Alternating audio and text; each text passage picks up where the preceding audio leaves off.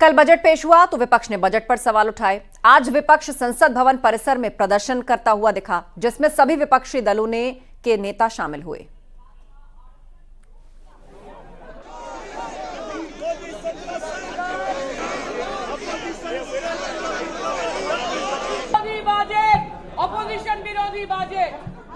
सभी लोग, जितने लोग हैं और खासकर समाजवादी लोग, किसानों को एमएसपी मिले, आय दोगुनी हो, उसका रास्ता निकले।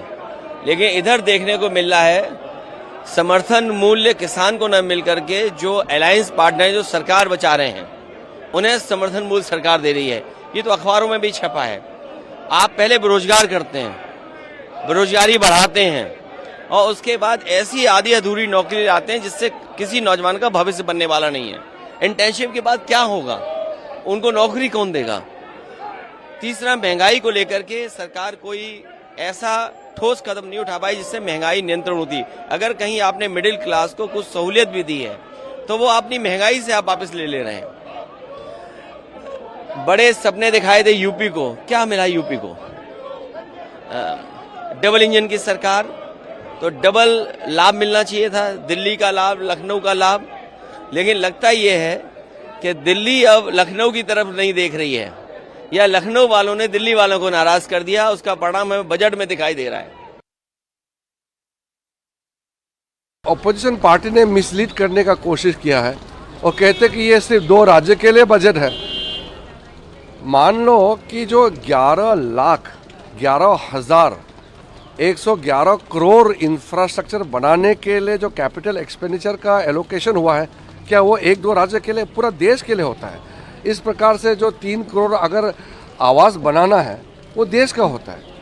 जितना भी इंफ्रास्ट्रक्चर से लेकर के मेडिकल रिलीफ से लेकर के मिडिल क्लास लोगों को रिलैक्सेशन रिलीफ देने का, या किसानों के लिए जो सुविधा दे रहे हैं, या ट्राइबल्स लोगों को अलग से पैकेज दिया है, कई सारा जो कार्यक्रम हुए हैं वो देश भर का होता है। तो इस तरीके से पूरा यूनियन बजट को 1 राज्य 2 राज्य का कहना ये बहुत गलत बात है। राज्यसभा में आज सदन की कार्यवाही के दौरान कांग्रेस अध्यक्ष मल्लिकार्जुन खड़गे ने वित्त मंत्री निर्मला सीतारामन को माताजी कहा, जिस पर सभापति जगदीप धनखड़ ने तुरंत उनको टोका और कहा कि आप उन्हें माताजी कह रहे हैं, वो आपकी बेटी की उम्र की हैं। सारे इंडिया पार्टी अलायंस, सारे कन्याकुमारी से लेकर कश्मीर तक, मैं बोल देता हूँ, उन्होंने तो बोलने में, माताजी बोलने में तो एक्सपर्ट है, मुझे मालूम है। तो उसी तो माताजी नहीं, आपकी बेटी के बराबर हैं। मैं अपनी तो आपकी बेटी के बराबर हैं। तो इसीलिए सर मैं कंडम करता हूं, अगर आप जिस जगह अपोजिशन पार्टी चुन के आ गई, जिस जगह आपको निग्लेक्ट किया गया है या लोगों ने नकार दिया आपको, उस जगह कुछ नहीं मिला। सपा सांसद लालजी वर्मा ने बजट को बताया किसान विरोधी और किसानों की कर्ज माफी की कोई व्यवस्था नहीं, ये बात रखी और कहा कि एमएसपी गारंटी की कोई गुंजाइश नहीं दिखी है। नौजवानों को स्थायी रोजगार देने का बजट में कोई प्रावधान नहीं है। इसके अलावा उन्होंने ये भी कहा कि ओबीसी, एससी, एसटी समाज पर कोई ध्यान नहीं दिया जा रहा। किसानों के जो समस्याएं हैं, जो सबसे बड़ी उनकी मांग है एमएसपी का, मिनिमम सपोर्ट प्राइस, उसकी गारंटी का कोई गुंजाइश नहीं है। उनका कर्जदार है किसान, उसके कर्ज माफ का कोई इसमें जिक्र नहीं है।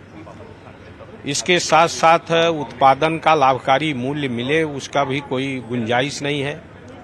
उर्वरकों पर छूट की कोई व्यवस्था नहीं है, बल्कि उर्वरकों का बजट कम किया गया है। कृषि यंत्रों पर 28% जीएसटी है, उसको कम करने का इसमें कोई व्यवस्था नहीं की गई है। इस तरह से ये पूरी तरह से किसान विरोधी बजट है और साथ ही साथ नौजवानों को अस्थायी रोजगार देने का कोई गारंटी इस बजट में नहीं दिया गया है। प्रधानमंत्री ने कहा कि ये जो बजट है देश को विकसित राष्ट्र बनाने में मददगार बनेगा, साथ ही एससी, एसटी और ओबीसी के लोगों को, समाज को सशक्त बनाएगा। ऐसी योजनाओं का प्रावधान किया गया है। देखिए, जहां तक ओबीसी और एससी, एसटी समाज का सवाल है, ये सरकार जब से आई है उनके अधिकारों को समाप्त करने पर लगी हुई है। मिश्रिक से बीजेपी सांसद अशोक कुमार रावत ने राज्यपाल को पत्र लिखा है। एक वृक्ष मां के नाम कार्यक्रम में शामिल नहीं हो पाने पर सांसद ने अधिकारियों पर आरोप लगाया। बीजेपी सांसद के मुताबिक अधिकारियों ने बहुत देर से कार्यक्रम की सूचना दी थी और जिस कारण वो 20 जुलाई को सीतापुर में हुए वृक्षारोपण कार्यक्रम में शामिल नहीं हो पाए और इस कार्यक्रम में राज्यपाल शामिल हुई थी और वहां अव्यवस्था मिलने पर उन्होंने नाराजगी जाहिर की थी और फिर अब सांसद ने पत्र लिखकर दोषी अधिकारियों पर कार्रवाई की मांग की है। तो इस कार्यक्रम में अव्यवस्था पर राज्यपाल आनंदीबेन पटेल काफी नाराज हुई थी और उन्होंने ओपन माइक पर सभी से अपनी ये नाराजगी व्यक्त भी की थी। अब सांसद अशोक रावत ने गवर्नर को पत्र लिखा है और अधिकारियों पर कार्रवाई की मांग की है।